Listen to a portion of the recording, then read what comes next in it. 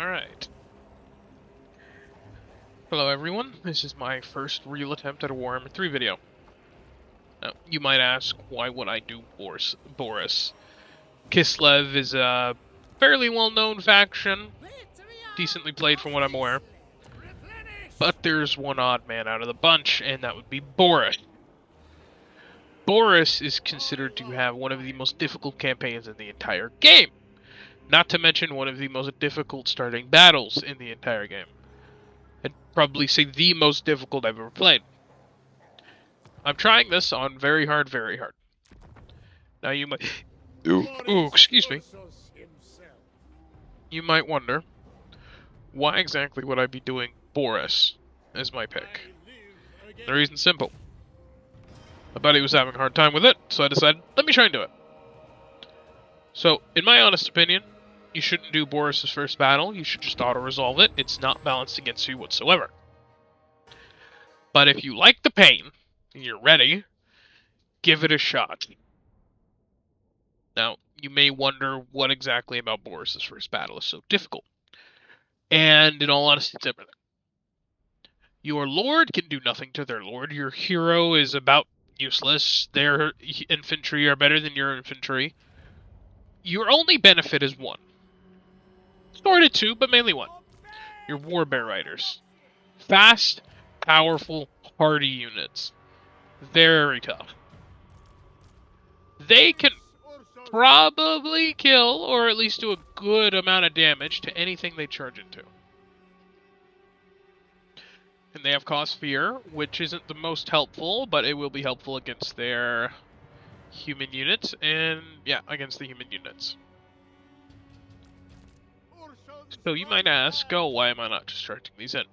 Well, they have one unit that can threaten my warbear riders, and that would be the Warhounds of Khorne. That is not because they are tougher than my war riders, or simply, they aren't. But because they are faster. Because they're faster, if I'm unlucky, they can tie them down. And if they tie my warbear riders down, then another unit that's more dangerous could get in the fray. I'm going to fast forward a bit, because this is the only part that matters at the beginning. I just need my units to get near those bad warhounds, see if I can wipe them out quickly. There they are. So they're running away, which is unlucky. But if they charge into me, I should be able to kill them pretty quickly. Yeah, the speed's the problem. They're a good bit faster. Now, I gotta try and kill these as quickly as possible, because if I don't, those units get into melee, they'll tie down one of my warbear riders. And what I mean by tie down is big single entity units like this, very fast, very strong, but they can get tied in the middle of groups of infantry. If you look over here, you can see that one of my warbear riders is refusing to run. It's tied between the infantry.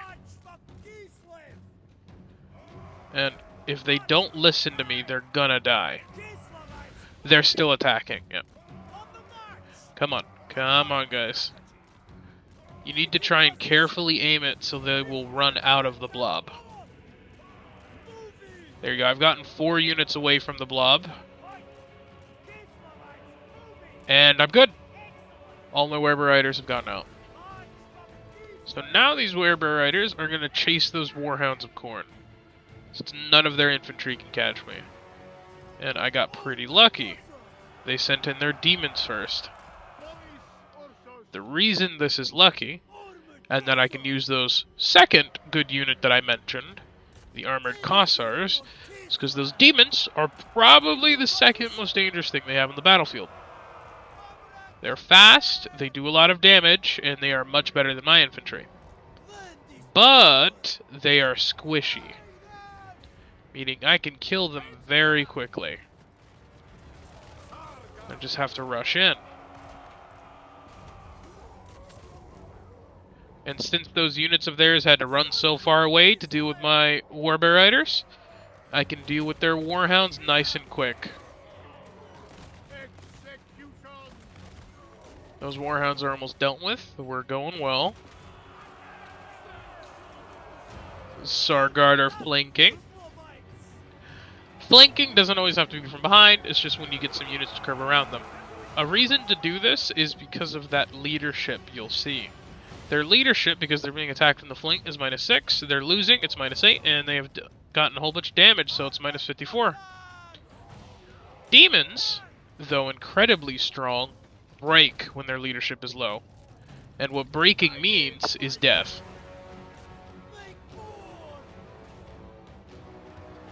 And when those nasty demons die, that's another threat dealt with. A good thing is all my units are here. I've already dealt with those 2 demons easily, so I should be able to shred through these puppies like butter.